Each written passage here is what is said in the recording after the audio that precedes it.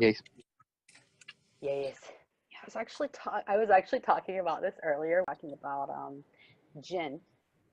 genies, where they came from, and I did a little bit of research and found out that those are pretty much the same thing as elementals, hiding in the metal lamp. You rub the metal lamp, and the genie comes down, and it grants your wish. Anyways, Whoa, that yeah. is okay. Because you please tell the viewers about where this mythology of with the genie and the metal, rubbing the metal, and like why that might summon some kind of a genie, and like what a genie is. Well, elementals or fairies are beings, but they're higher dimensionally. So, and I'm going to tie this into ETs as well, but this kind of helps, I think, define what we mean when we say ET and why we say ET rather than alien. But so the elementals are extra dimensionals. Pretty much all the ETs are extra dimensional. And what that means is why we are saying extra dimensional from our dimensionality, what humans reside, the plane that we reside in, which is 3D, 4D, some crossing over into the 5D while still remaining in 3D, 4D. So we call those extra dimensionals because they're able to exist on a higher spectrum. And these extra dimensionals don't really exist in the 3D at all. That's why people don't see Bigfoot. We don't see fairies, even though they're there. Maybe sometimes we see them when we're in nature. We're very grounded with the earth's energy. We don't even notice. We don't really notice our vibration and our what vibratory level we're on. We don't notice the shift changing higher and lower, and we're doing it all the time. Like I was telling you earlier, Ansley, we can be in 5D this second. Your vibration is 232 now. It can be 1032 now. It could be 5000 now. Like all like jumping sporadically from moment I to moment. feel it every day. I'm just like up and down in vibration.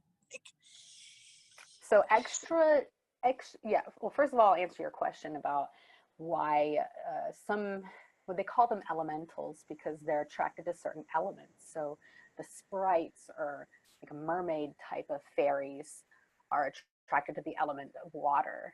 And yeah, so you have the nature, the spirit, the fairies that are attracted to the trees. And then with the jinn or the genie would be metal being another element.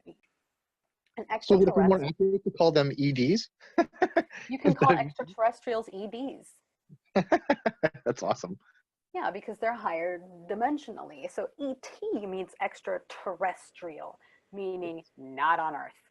And what really the reality is some of them actually are on Earth.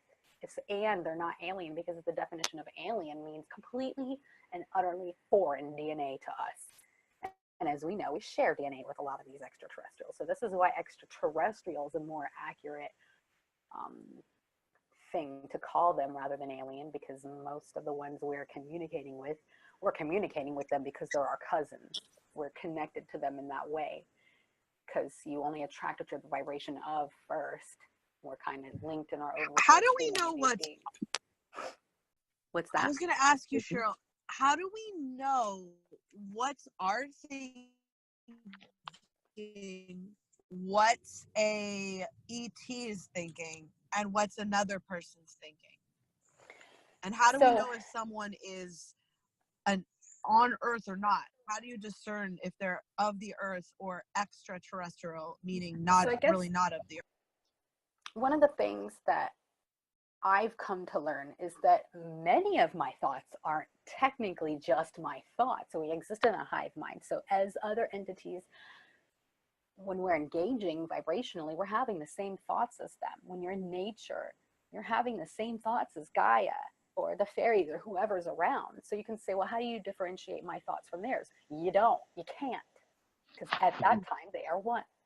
We're all vibration. All we're doing is buzzing around. When two vibrations, like a tuning fork, when they get together, they're the same. You might form different words out of that vibration, but the vibration is ultimately the same. So whether or not you discern it from the other, it's not necessarily relevant to do that, and B, you can't really do that. You're not just you, you're also your oversoul and the other vectors of your oversoul that you're communicating with right now. You're constantly passing back and forth energy, vibrations, DNA upgrades, thoughts, feelings, beliefs. And they change, they fluctuate very fast from moment to moment. Wow. Yeah, I just covered a lot in the first 5 minutes. So yeah, that's the one thing that I've learned from channeling, and people can say like where do I end and the other begin? And I see it as this is all some big mergy, melty pot sort of thing. So where do I end and where do the others begin? I don't necessarily see that as relevant anymore. I don't need to know the who, what's, when, where, and why.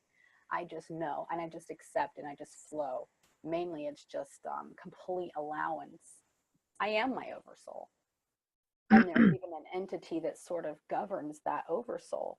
And in aspects, when I die, for instance, or when I'm in that higher vibration, I might not even remember that from this point, but that's also me. And so you can go ahead and own it. The ideas, the inspirations, the messages from the higher mind, when something just clicks, you can say, well, is that me or is that another entity? Who cares? It's you now. Now you know. Right. So. Wow, that's really interesting. And also, of course, keeping in the idea that, like you said before, you mentioned hive mind. So keeping in the forefront, that, it's one singular consciousness when you really boil it down to the mechanics of creation and consciousness itself. So it's really interesting that, when you break it down to the different levels of consciousness and going back up to the idea of, our oversoul, which is really cool. I think that's really, really interesting. Yeah, and Ansley, earlier you were saying something about water. What was sort of the points that you were making about that? Okay, so I set a intention for the wolf blood moon that I wanted to get healthy and drop some weight and everything. And the very next day I sort of got a download to go to an alkaline water store and get the highest pH and go and drink a gallon of alkaline water every day. And then what I was telling you about was then that led to doing a whole class for kids at the water store and showing them the Emoto experiment with water, where when you talk to the water, depending on what your vibration is, it changes the molecular and crystalline structures of the water. And you can literally see tangible evidence of when you speak hate over the water, like I hate you, you're so stupid, the water actually, under a microscope, the crystals are brown and sometimes black. And then when you speak love, like I love you, water, I'm grateful for you, they're beautiful. And sometimes you can even freeze the water and play classical music at 432 hertz. And they've done experiments where there will be hearts formed in the ice cubes instead of just murky cloudiness. Well, this actually reminds me, getting back into the topic of the show. Probably my first ET experience where I was conscious that it was an actual ET, and some of the things that I learned from that experience that still to this day is being expanded upon. The fact that when I was communicating with this entity, they were able to bring my vibration so far up to their level that I didn't even have fear that there was a 3 foot tall gray standing in my room. I was just so in awe. I was like, ah, this is just so cool. I couldn't have any negative thoughts about it because what he was doing was getting my mind into his vibration. He was like I was the water crystal, because yeah, we're all just vibrating here. And they have that ability. They've gained that ability, Vishar says, from other extraterrestrials. What would be extraterrestrial for them? The Fook. Right. Anyway. They can bring you up to their level, and yeah, you can awaken to aspects and sides of yourself and wisdom that was kind of locked before, and it was kind of obvious. unlock your potential. It was obvious that it was him saying it to me then, because I had never heard any of this stuff before. I was just being profoundly integrated and having just insane revelation after the next. I was like, what are you doing to me? Oh my God. Whereas now they take from that, and when I'm in a certain vibration where I'm on the same level as other entities, because there's so many of them all around, so many of them, that they just kind of help me make more connections. More stuff will click. Something I did already kind of know comes back, and it's like, no, it's really like look at the implications of it, like really. And I'm like, oh, I'm figuring this out. And so you said earlier, Ansley, like, how do you know where you end and where others begin? And it's kind of like we're all just rolling around in just the truth of it all. Wow. Well, it also, I mean, I've never seen really a 3-foot gray in my room. And so I definitely connect. Like, I've had experiences where, especially when I was working on a book that I was writing, where like something was giving me downloads of what to write, and my body was barely able to hold the vibration for long periods of time. I literally, I think I probably had to like eat meat and ground after all that, because it was like such an accelerated burst of power, that a vibration I wasn't used to holding. And I was able to hold it for like maybe an hour, which was actually pretty miraculous. So I knew I wasn't alone. But I guess I love what you said about, you knew that you'd never heard this stuff before. You knew it was coming from this gray, but you actually got to see the gray. That's a really big sign that, oh wow, this is not me. This is definitely something beyond Earth, because only I can see it. I'm sure not that many people could see it, right? Have you ever had that happen where you've been with a friend and you both see a gray, or only one of you I sees have a gray? actually, but it was the same thing. Those entities, or myself, brought that other person up to that vibration.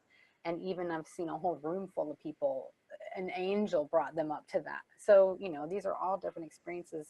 Some might have it be less to do with ETs, but when I hear the word ET, I kind of hear the word extra dimensional. There's lots of different types of beings there. And what about time traveler? Are they traveling through time and space and through dimensions to assist, or just out of curiosity? Or absolutely, definitely they can. And they even get assistance from their technology. They have technology that just beams them in and out through time and space. Their ships themselves, and people have sightings of UFOs. The UFO will disappear in one part of the sky and reappear on the other part of the sky. Teleportation and time travel are the same thing.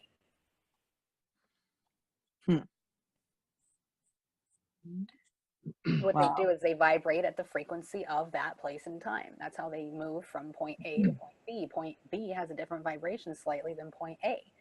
And then, whether it's during this time or that time is just another punch in of the coordinates.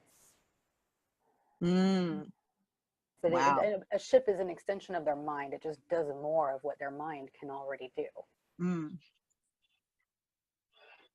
It's kind of like cell phones are an extension of our mind, right? In a sense. And they have all sorts of type of technology on those ships that can do all sorts of wild and crazy stuff.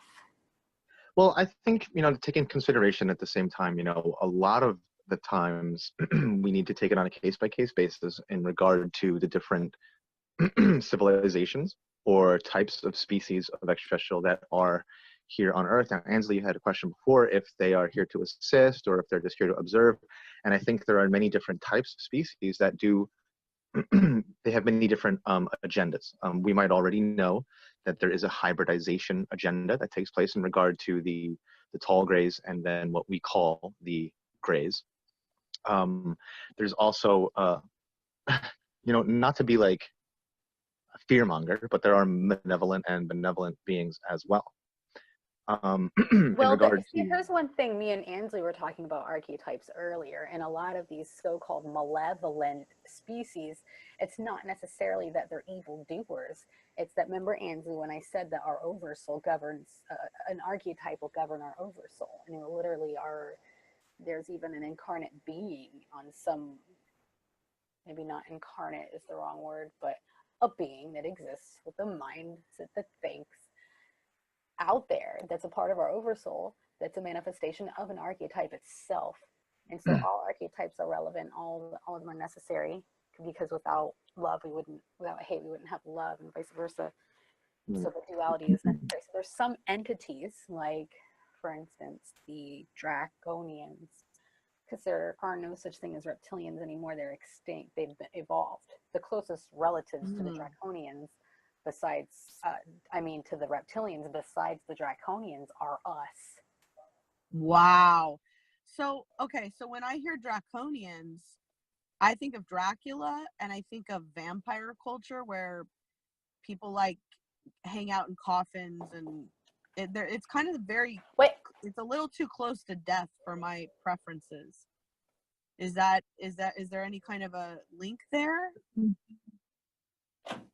I don't know much about the draconians, but I'm going on the root of the word a little bit, but that's what I'm wondering if there's any kind of relatedness there with the. So if you think about one thing that I do to try to understand draconians and even reptilians is what I do is I think about animals on our own planet. Like, for instance, the cats that live in our neighborhood and around our house are always peeing in the bushes outside of our house. So it just constantly smells like cat pee. And why do they do this? They're trying to dominate. This is mine. Who doesn't love cats? They're cuddly. We love to cuddle them. They're funny. They're cute. They're full of love. But at the same time, they're extremely, they're ornery. They dominate one another. They kill. All my cat does, this cat that just moved in with us because she was cute and she lived in our backyard, every time we let her outside, the only thing she does is kill. She kills birds, she kills lizards, just kills. She doesn't even eat it. She just loves killing things. And as, a lot of people would say that the animals have a higher vibration even than us. And, so if you try to understand what they are like in their own civilization, they've managed to become evolved in a way while still being this way for a very long time. So their consciousness normalized some of these things. But the truth is that there are no races that are actually more negative. That's a part of the council. That's part of all the civilizations that the Galactic Federation and whatnot that they know of. The absolute lowest vibration is the humans. The draconians are higher vibratory than us. So we can't say there's malevolent creatures out there. There's malevolent creatures right here. So it's another way to understand them a little bit more. It's kind of like a human, but right. One that, look at the Native Americans. They all ate meat. They hunted and killed with bow and arrow. You can't kill something without dominating it. And another thing to think about how they are influencing us in negative ways. If they are higher vibrationally, their literal archetype that governs the oversouls there are ones more of the domination, or even impatience or just pure determination. You know, there can be more positive aspects of these archetypes. And that's sort of what they're working with there. Again, completely necessary archetypes. It's really cool. Well, I guess to backtrack a little bit, and for our listeners, you might have, you know, the question, how come I've never seen a UFO, or how come I have, and how come some people do and some people don't? And it's just like you said, Cheryl, before, about matching your vibration to be able to receive or perceive or have the awareness to have that experience. Now, this is something that we've talked about in other, what? I was going to say, it's not just that. You will literally block these experiences from happening to you if it's not relevant for your themes. Because seeing that might have made you go off on a tangent that stopped you from manifesting other things you wanted to actually be focused on. Right. So Ansley, to sort of address your question from before, it's sort of like taking it on a case-by-case basis, where some of these beings are testing out, you know, our frequency or our vibration to see if we can, you know, actually handle it, you know. And then, like I said, there's all different types of people here on Earth, right, with different motivation, different agendas, this and that. And I think ETs and different civilizations fall into a similar category, where it's on this case-by-case basis. And in regard to, you know, seeing the crafts, I understand, and what I've come to understand and believe, like, my opinion is that we usually see, you know, disc-shaped objects or cigar-shaped objects or triangular-shaped objects with you know, flashing lights and stuff like that. And I kind of come to understand that's not necessarily what they are. Ansley, you said that you were writing a book. I'm engaged in writing a book as well, and it's about different people's experiences with ET contact. And one of the things that I talk about are the different scenarios that have been played out. And one of them was the idea that this one, in the book, it's a young woman, and she's experiencing, you know, a craft, and there's an ET communicating with her, and it tells her that the disc-shaped object floating above the trees with the flashing lights isn't actually that. That is just how our third-dimensional mind interprets what that is. And just like Bashar says, their crafts are actually crystalline. You know, they're extensions of their consciousness. They're extensions of themselves, and they are grown. So to see a mechanical, metal, you know, flashing light, you know, object isn't necessarily accurate sometimes. It could be totally something different, but that's how we interpret it. That's how our mind interprets it. And in regard to travel, like you said before about shifting through dimensions or shifting through realities, that's how it sometimes appears, because they're there 1 second and then they're not. Keeping in mind also, like you said, Cheryl, that time is also part of the location, and in turn is also part of the object. So they just imagine being somewhere, okay, and then they're there and they're not where they just were. So it doesn't have really to do with travel, it just has to do with being, right? I also understand, you know, there are other different types, you know, again, of civilizations and ETs that have different means of travel. Let me put it to you this way: there is a gravity type of distortion that they are able to come up with. So if you let me try to put this together. Like, if you put a bowling ball on your bed on a mattress, right, and then you make a fist and you push down right in front of the bowling ball is going to move right down to where your fist is, right? So there is a component on some of these ships that are able to manipulate space-time and gravity directly in front of the ship, causing it to be right where it is. So it doesn't really have to get propelled, you know, it just simply is, you know, moving or appearing to move. Well, the fact that they're higher dimensionally, the gravity itself exists at the template level of reality. They reside on the template level of reality. So both time and gravity are just sort of like second, like they're not laws. They're really just kind of like beliefs with superpowers. But where they reside, they see that as just something to play with, some construct that can be there or maybe not. Doesn't even really matter. Like these guys talk to their loved ones even after they die. They're just like, oh, hey, I'm dying. I'll be back in 1 second. Another second later, like, oh, here I am. I'm dead now. Oh, okay. Well, anyways. So that's kind of like when I tell you, I've been really thinking a lot this past couple of years about multidimensionality and parallel realities. Another dimension, that's just another parallel reality. These are actually also the same thing. Yeah, well, I mean, the dimensional model that I often think about and refer to in my work is, it's sort of a 12-dimensional model, and I'm still kind of listening and trying to get downloads on what each of the dimensions really are. But my understanding is that the Earth is pretty much as a whole at a 3rd-dimensional level.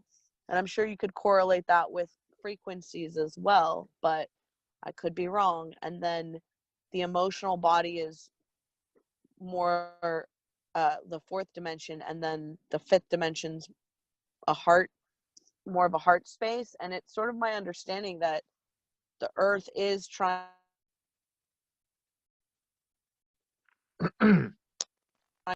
So where do these ETs play in? What dimension are they from? Or is that model bunk? Well, no, it's not necessarily that it's bunk. I think it's a neat way to try to understand multidimensionality and whatnot. But kind of like how I'm like seeing this a little, right? So we have,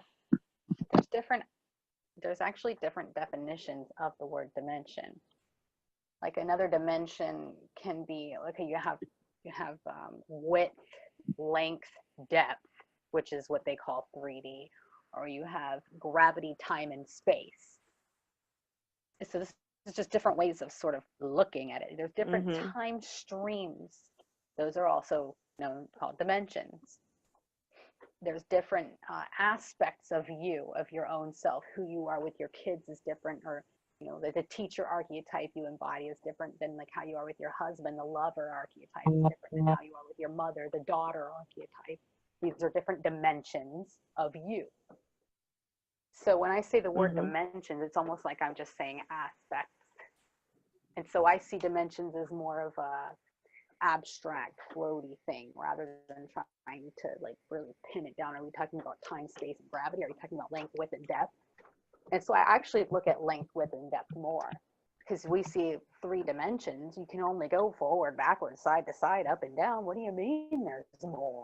There's something inside of that. Just like with 2D, we opened it up, there's another dimension. So we can see when that happens, all hell breaks loose, because look at how much more of the world there is when you take, all you can do is go forward and backwards with 2D, then you add 3D to that. And look how much bigger and grander the world is. Well, imagine another dimension. So we're getting into multidimensionality and way of time. Time doesn't exist anymore when you do that. You can time travel. You can open up infinite. It opens up infinite possibilities. Things can be inside of things. So if you kind of look, if you try to tie that into the emotionality and other types of entities, how can they be here and I don't see them? And when you do see them, you see a light. Why? It's kind of like sticking your finger through a 2D object. If something is only existing in a 2D, all they see is up and down, side to side. There's only a front and a back of it. If they tried to fathom what you are and you said, hold on, let me show you what I look like, and all you do is stick your finger through that sheet of paper, ultimately is all 2D is, what are they going to see? They're going to see a circle, because your finger, the circle, right, goes through. All they see is a black circle. That's all they can interpret from the 2D. So when you're seeing something higher dimensionally pierce through, poke through 3D, all you see is a flash of light. Wow.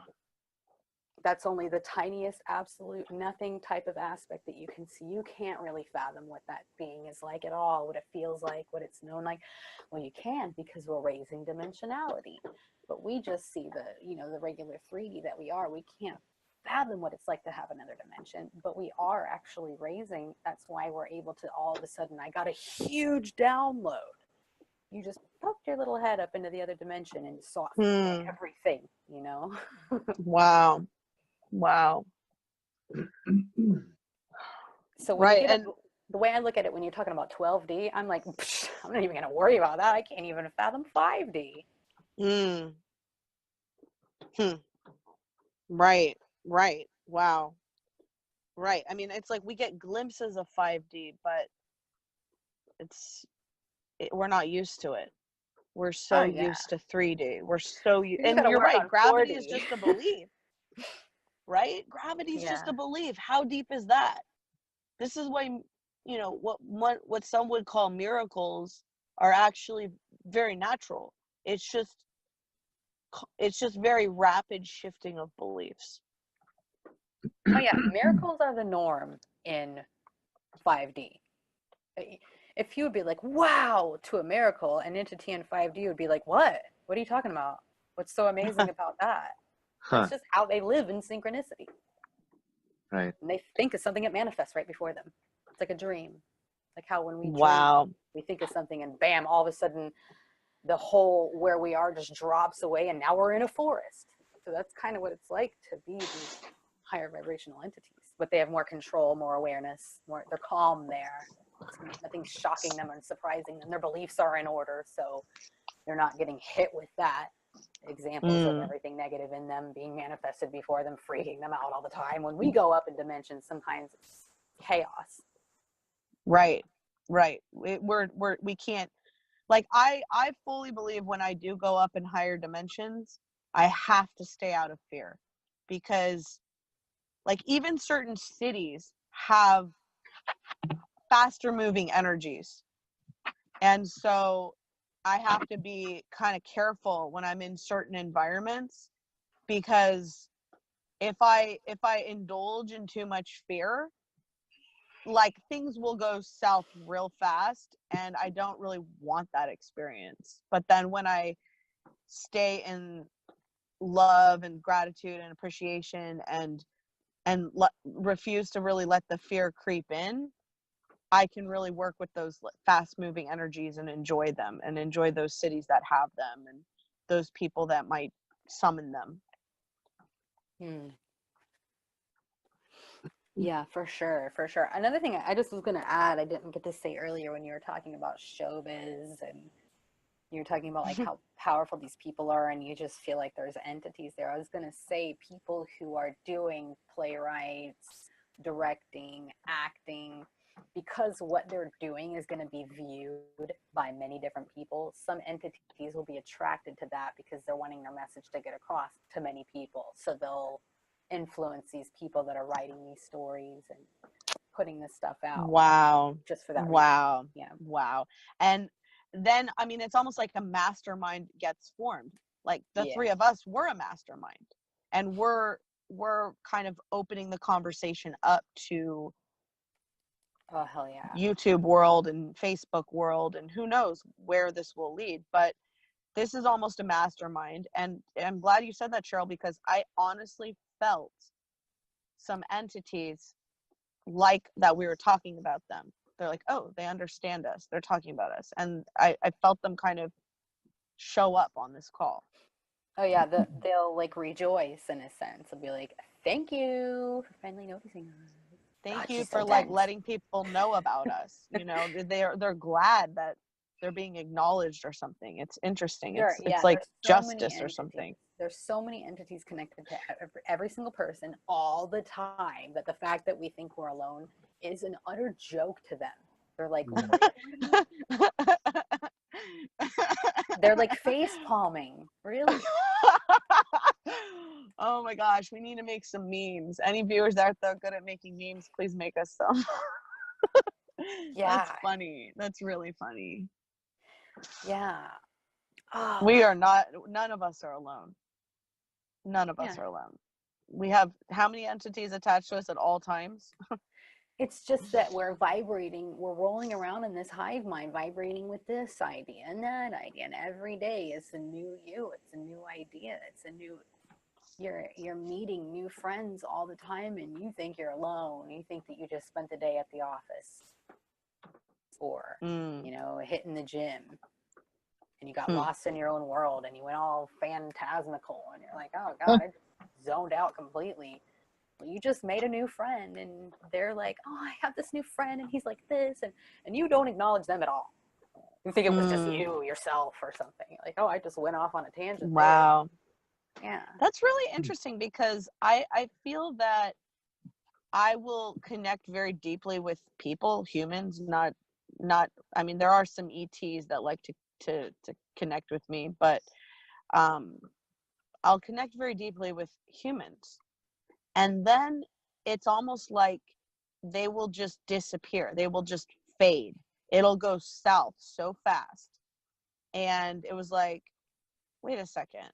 And so I think what you're saying, that's showing, that's what we're doing to these entities. We're just dismissing them and ignoring them, and they might feel this connection.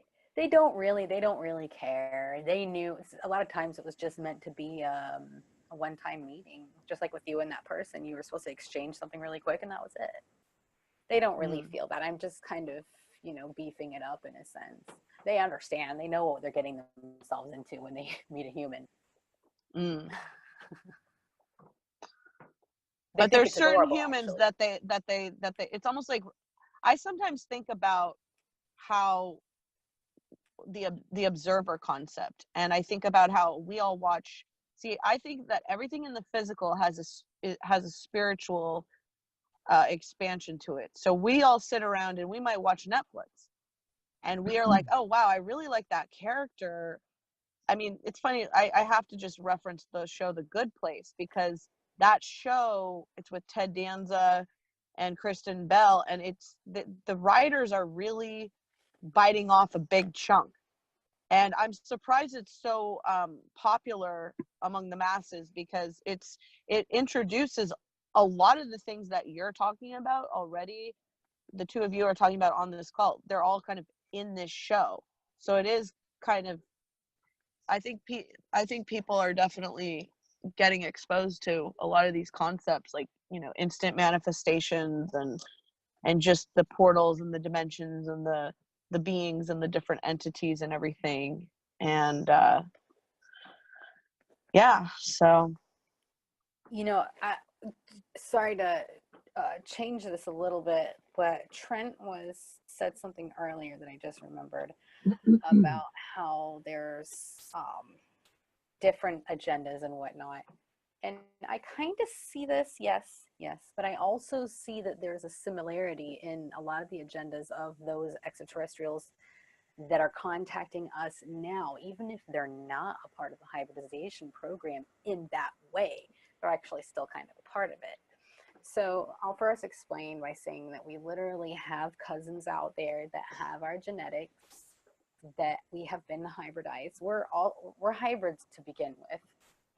And I won't really get into that much right now. Maybe I'll touch on it later on in the show. But first of all, we're hybrids.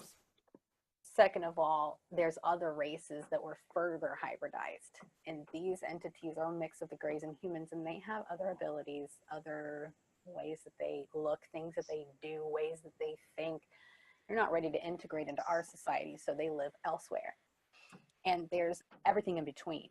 There's some that have our genetics that look absolutely nothing like us. They are quasi-physical or non-physical completely. There's some that are more similar to us. There's some that almost are identical to us. And so that would be more of what they're talking about when they say the hybridization program. And then what I mean by everything in between is there's some entities that they're not necessarily worried about what to do with the hybrids or further hybridizing. They're more concerned with what they can do by sort of mixing our genetics a little bit with theirs. And this can be done, their technology can just beam sort of like something similar to an X-ray or whatever. and they can make adjustments to our DNA, and they can even scan and see and get things from us.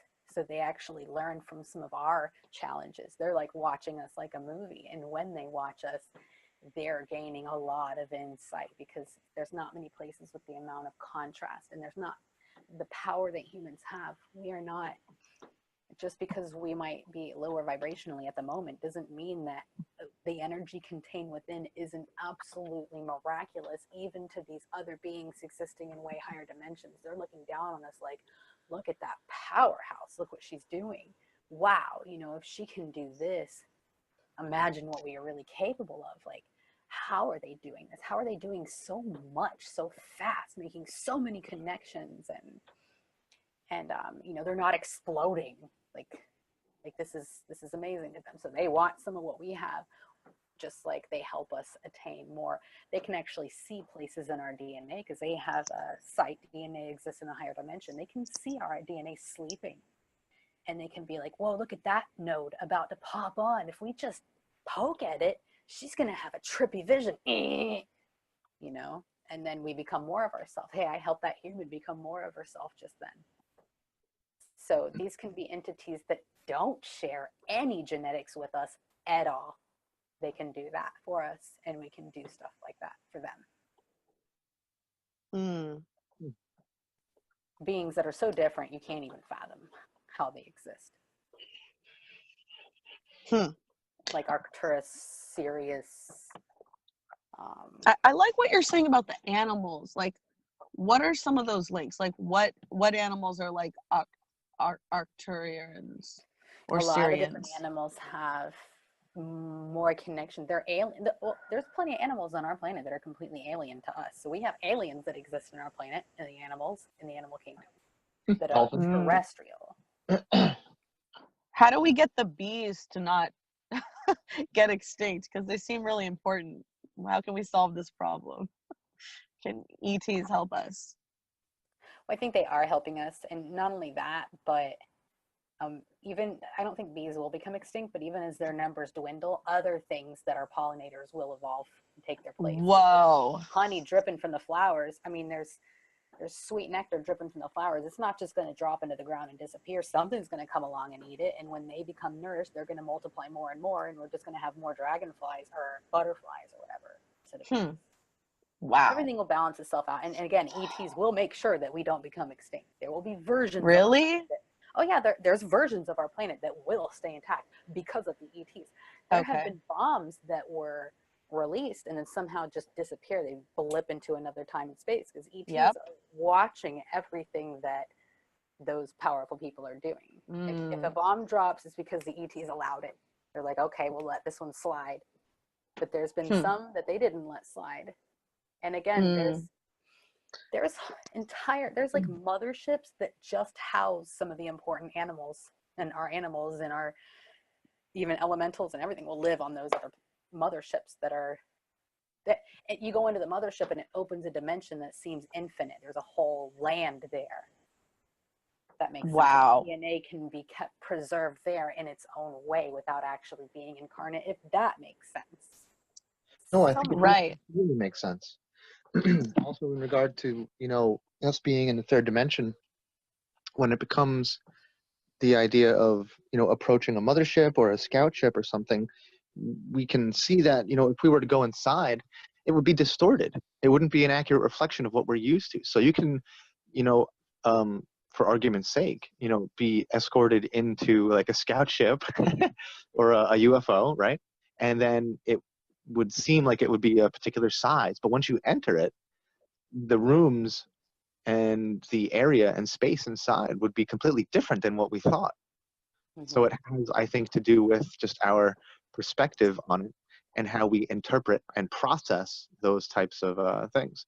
Also, I think it's really, really cool that you mentioned the Arcturians. Now, like I was saying before, the different species with different agendas. Now, of course, there are some that want to aid in our evolution, our spiritual evolution, and it comes to, you know, Arcturians or the Palladians, and sometimes we would even be talking about the Sasani, of course, because we have Bashar, or the Andromeda star system. There are beings from that who are also engaged in aiding our spiritual ascension and our physical ascension too, and just sort of helping with the growth of humanity. And also, like you said, Cheryl, about certain circumstances happening here on Earth, whether it would be like a big devastation or destruction at our own hands, where they would interfere, that they would intervene and say, no, this isn't time for you yet to be pulling this shit. And even Bashar has, I think, said that on transmissions that I've heard long ago, how there were, just ready to detonate massive amounts of nuclear warheads, and they would push the button and simply nothing would happen. And I distinctly remember him talking about something like that. So it is kind of wild to know that some of these ETs have our backs, which is really, really cool to know. Oh yeah, they definitely have our backs. And I think What do we do about the ones that don't? One of the neat things, what do we do? Nothing. I think one of the neat things, especially for our listeners, there are a lot of people, and I was actually guilty of this. Well, I don't want to use the word guilty, actually, but I actually fell into this category long ago, where the idea of communicating with an ET or being in the presence of an ET or having contact would be this negative, jarring, shocking experience, and I would have to go to therapy, and it would be this monumental disaster. So I tried this out, and I did a little social experiment. This was about a year ago, where I posted on Facebook a picture of a drawing of an alien gray. It was actually the drawing that was on the cover of a book that I read when I was very young called Communion. And it was a book written by a contactee and an abductee from the early and mid 80s. His name was Whitley Strieber. The cover of the book was a picture of a gray, or a tan gray, And I put this picture on Facebook, and all I wrote was, what do you feel when you see this picture? And a lot of people commented, and they said, oh, fear. They were like crippling anxiety. Well, there's many different reasons why people would have those. I think it's just people fear the unknown, even though the only thing in the unknown is more of yourself. But right. And she had said earlier, what do we do about the ones that don't want what's best for them? And I guess best for us. And I guess what I would want to say is, even if some of the ETs don't necessarily like us, as I said before, we are the most negative of all the beings that any member of the council even knows about. So even if they don't necessarily like us, even if they don't like us, they're kind of neutral. They don't want to hurt us. They might just be like, oh, humans are so annoying. I hate them. You hate humans? I don't hate humans. Why? How could you not hate them? It's like, oh, because they're cute. Their naivety is charming. They really are strong. You got to admit they're powerful. Yeah, I guess they're powerful, but if I was human, I'd be doing it all sorts of, oh, why don't you go down there and try it? This is kind of the worst of it. That's as bad as it's going to get. We have trees that hate us. Really. There's a lot of elementals that have lived here way longer than humans. They hate us. They're like, it's just like neighborhoods. This planet used to be so much better until you came to town. Now it's a ghetto. Wow. So it's not that we can't do anything about the one. Like, what do we do about that? They're here. This is a hive mind. It's always been a hive mind. Before you were in fear of it, before you became aware of it, you were being influenced heavily by everything around you. And what screwed you up the most is the humans, not the other entities. Even the ones that don't like us, they have compassion. If they can, they'll help us. It's like, I helped the sorry POS. He didn't appreciate it, but it reminds me of me. Did you guys get a chance to read a deciphered emerald tablet, or a decoded tablets yet at all? Or I've not actually gotten into it. Oh, okay. So I read that. I read the whole thing. I read all of them. And it's very, very fascinating. And what they talk about a lot is the origins, right, of humanity. And of course, we know a lot of that story already, where it was the ancient Sumerians of Sumer called these beings gods, and they also called them the Anunnaki, which we understand to be our creators in a way, our ancestors also in a way, because they were created with, or we were created with their DNA. But the emerald tablets go on to talk about there's two, fractions, or it's a sort of like a separation of a family. There was a Enki, who has been incarnated many, many times here on Earth, also as Toth or Thoth, and Bashar also refers to him as Tot. He's also incarnated as Poseidon, and originally, it states that they come from Atlantis. They started the civilization in Atlantis. So there was Enki, and then there was also Enlil. Enlil was Enki's brother, right? So Enki was the ruler of Earth. So En means the ruler of, and Ki was what they called Earth. Enlil was the ruler of the skies. Okay, so what happened was, these are like archetypes, or when archetypes could incarnate and walk the earth and were like giants. It's like our oversoul incarnate. In the scriptures, they are reported to be relatively tall, and I'm talking like 12 feet tall, 12 to 15 feet tall. So these emerald tablets were discovered in the pyramid of Cheops, okay? And it talks about a lot of the parts that you definitely already know because you're so experienced with Bashar, how Anunnaki beings had civilizations here. Atlantis was the big one. Atlantis was like the hub. And it wasn't just one city. It was many, many different places. There was part of it's on the moon, also on Mars, different solar systems, and a lot of it was here on Earth. Okay, and so what happened was they were mining for gold because of all the properties that gold. Gold exists on all the dimensions, even the way higher dimensions and the lower dimensions. So what happened was there were these natural Earth hominids, these native beings, right?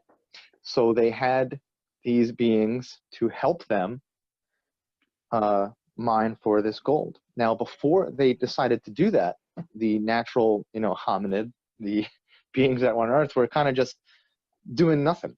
They were just, part of it. But there were these other beings, these other Anunnaki beings, who grew tired of all this mining and all this work for the upper caste systems of this Anunnaki race, right? So Enki decided to, manipulate the DNA. So Enki was an Anunnaki. Yes, and so was Enlil, but Enlil referred to the human beings as like savages, and then once word got out that Enki tailored these human beings to have Anunnaki DNA, Enlil was like, "What the hell's wrong with you? Why would you give them the potential to be like us and even greater than us?" And beings like Enki they loved us. We were like their creation. They wanted us to prosper and do good. So there was a war, and this was actually part of the demise of. Some people think that this was a contributing factor to the demise of the ancient civilization. So what Bashar says is that they moved on, and they did dabble here. They kind of did some things that they didn't have permission to do, and then they continued their evolution. And like I was saying, the Anunnaki were extremely high vibrationally, and we can't even really fathom even what Bashar has said, that they're way higher than them.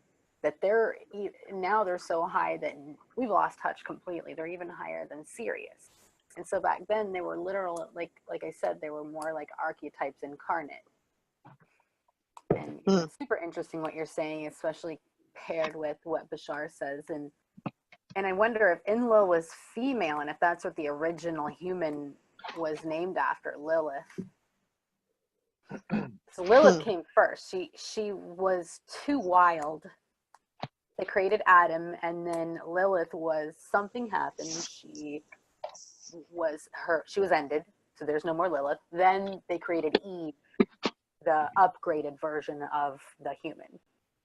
Well, in the Emerald Tablets in the scripture, it was they tried many, many times, right, to hybridize this being from the native Earth, right, to help mine for gold, and some of the beings wouldn't be able to reproduce. Some of them wouldn't be able to perform tasks, even simple tasks. So it was through trial and error. Some of And them, I then, think, were even more closer to the beasts. so the way that they were able to do it is to have a female Anunnaki actually give birth to this new being, which ended up becoming the Homo sapien, which, you know, us. And the first one was Adamu. And that is where we come up with the name Adam, for Adam and Eve. So while this was happening, you know, they were kind of at ease by having humans being able to perform these tasks and help with the mining for gold, right? Some of these Anunnaki beings, these godlike beings, well, I mean, they weren't, I mean, they were gods, but they weren't. You see, they were just advanced. They were just advanced people. Every one of them was a god, so. And, you know, Yeah. back then, they revered these people as gods because they were able to, you know, transcend, you know, space and time. They were able to create things right out of matter, you know, just like pull matter right out of what we perceive as nothingness, right? So, and also, you know, some of the female beings that were created, you know, some of the female human beings were lovely, you know, and some of these Anunnaki beings would make wives of them, and they would have relationships, and they would have, you know, and then they would have kids, and that is where we get the Nephilim from. You know, the Nephilim are the sons and daughters of the first. So when you think about the ancient mythology of the gods and goddesses like Trident and Hercules and Aphrodite, so these were Anunnaki hybrids that had superpowers, and they, like when I remember, Ansley, I was telling you archetypes and deities, this word is kind of, they like mean the same thing. And so so when they say Poseidon is the governor of the oceans, and don't make Poseidon angry because storms will come. So he's like the archetype of the weather changing. And so it's also elemental. See how elemental kind of crosses this line. Like the fairies are closer to God than human. And even humans can become gods. And when we finally raise up vibrationally, we're going to be at the same level as the fairies. And we're going to have awareness. We're going to even jump higher into the awareness of our oversoul, literally incarnate, which are the same level as the Anunnaki. That's why I'm calling them gods, because our oversoul incarnate would be deity level. From what I break it down as, we have angels. Underneath angels, we have deities or archetypes. Underneath that, we have the elementals. And then below that, we have the humans, vibrationally speaking. Yeah. This is all super, super. And yeah, when they said you cannot be like the gods, no, you are not worthy of this. You must stay in your little garden of Eden or whatever, and don't eat from the tree of wisdom of both good and evil. Just stay where we put you, ignorant. Just stay mining for gold, because that's what we created you for. Don't move out of your role. And then when the council got involved, they said, all right, no, you guys get out of here. We're going to quarantine this race of potential gods that you created. Just let them evolve on their own. We'll protect them. We'll make sure they're okay, but we're not going to get involved anymore. We're not going to intermingle with them. We're not going to continue to like have literal babies. They did hybridize us and help us, but unbeknownst to us, they let us think that we're the only thing here. And so that's kind of where those biblical stories come from. It's been mistranslated and made like it's evil and all fairies are actually demons, you know, like we're Well, yes, you're absolutely right. And there's been a lot of controversy. Some of the stuff that I've been speaking with other people about, I was actually able to contact and have, you know, some discussions with Matthew LaCroix. I know I mentioned him in the past. He's a you know, studies ancient civilizations, and he has a podcast as well. And he's written many, many books on spirituality and ancient civilizations. I speak of and I think of very highly of of Matthew LaCroix. He's very, very fascinating. I think for any of our listeners, if you can remember the name, check him out. Anyway, the idea, like you said before, about Along with Bashar, of course. yeah. So what you said before is very, very insightful. You mentioned the trident. So Poseidon has the trident, right? Now, as time moves, we're being inflicted with these other negative beliefs that positive things are negative and negative things are positive. So we associate things like the trident with a pitchfork, like the devil holds this pitchfork. Now a lot of us now I understand the pitchfork to be a tool, right?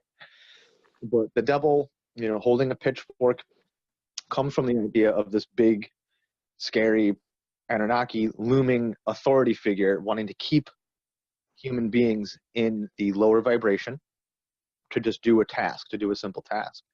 When then along comes Enki and splices our DNA with that of theirs to give us potential for growth, the other Anunnaki beings were like, this is unacceptable.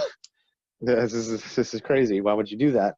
And so there was a conflict that was happening there. So I think it's really, really interesting how as time goes, we have these different ideas, and just like you said, these different archetypes, these different belief systems, how they are transformed and they're manipulated to control, the masses, to control the beliefs. And what that really boils down to, or what that reflects to me, that's a red flag, because Ansley, earlier in this show, you asked, what do the bad ETs want, and ultimately what they want, the ones that don't have our backs, it's control. They want control. They want our energy, and they want our control. They want to keep us in the dark. They want to keep us down. And one of the ways they do that is through our lifespan. Recent studies have shown scientists are able to find that in our DNA, there's actually, I forget what the proper term is, but there's a life cap that we have that wasn't there initially.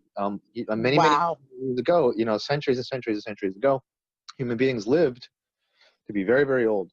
Even Noah was, I think, around years old. Now Noah is actually a Nephilim. Noah's related directly to an Anunnaki being who chose, another human being. So he was a blue blood, in other words. So it's about 120 years. And it's written and coded into our DNA that we are to expire in that time. So for our spiritual evolution, on a physical plane, 120. Can you guys hear me? Yeah, I can hear you. So 120 years on a physical plane isn't necessarily enough time to complete our spiritual evolution. Now, when I first heard that, I thought, no, this is just fear mongering. Like, this is one of the things that I have to really discuss with Matthew about the idea that, we're kept in the dark, we're kept at a lower state vibration, we're fed all these lies to keep us uncertain and unrealizing who we truly are. Okay, I prefer to believe that we chose, right, to incarnate here, like Bashar says, like this is the master class. This is difficult as difficult can happen, and by having this difficulty and this challenge will cause us to progress spiritually and grow. And I prefer that idea a lot more than the idea that there are these looming ET consciousness aspects that are in constant control, right, keeping us not growing to our full potential, because that initially was what caused the big disturbance in the beginning when with Enlil and Enki.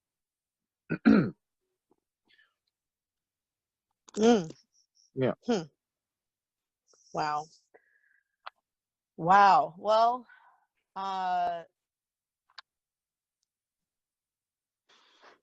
what's the solution? The solution is raise your vibration.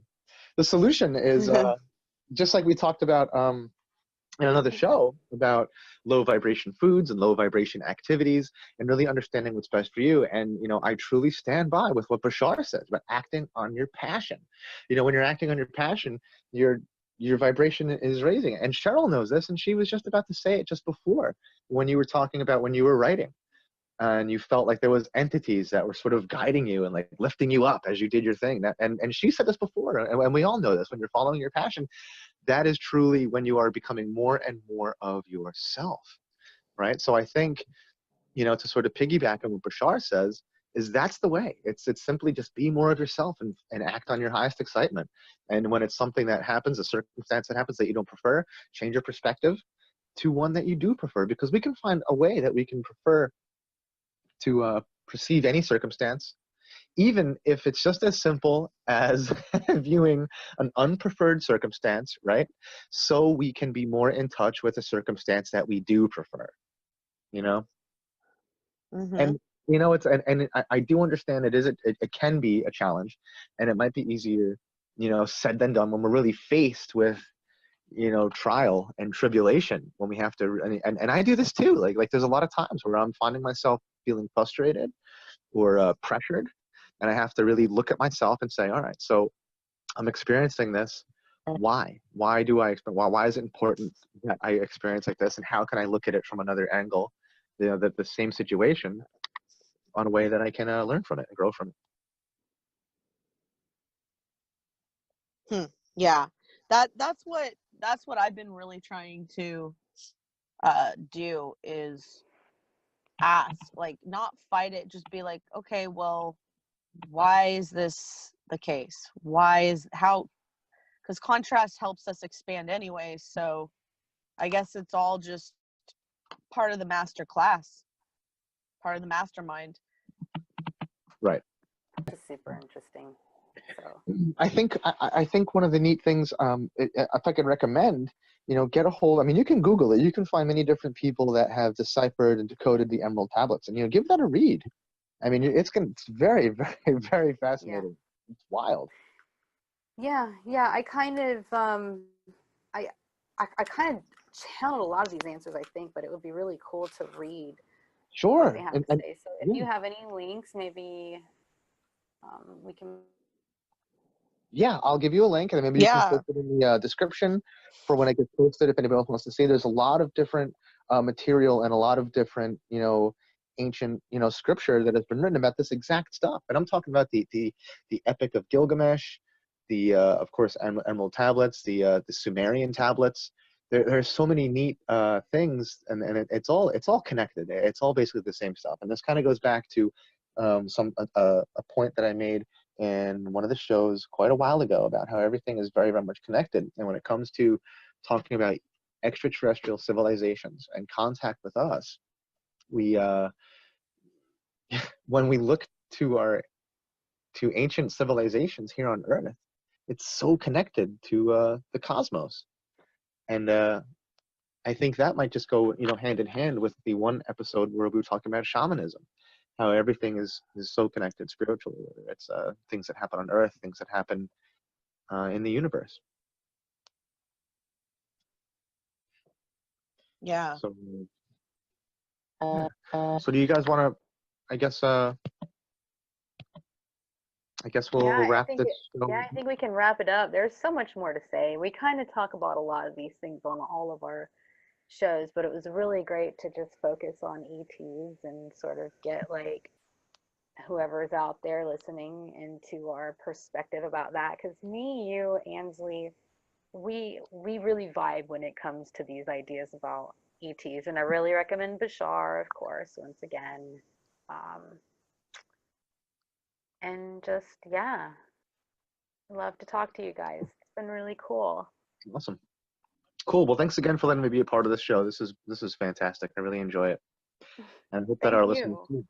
Also, to to our listeners, when this show is posted on Facebook or YouTube or any of the social media outlets, let's hear some comments. And what do you think? What do you think are some topics that you would like to hear us cover, or do you have any experience with some of the topics so far? And maybe hopefully we'll be able to get you on as a you know, as a guest. You know, it'd be cool to hear from our listeners as well, I think.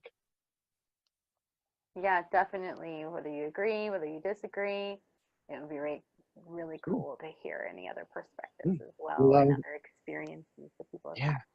Yes. All right. Well, good night, Cheryl, and good night, Ansley. Thanks again for letting me be a part of this, and talk to you guys soon. Thank you. Much love. Much love. Much love. Good night. Good night.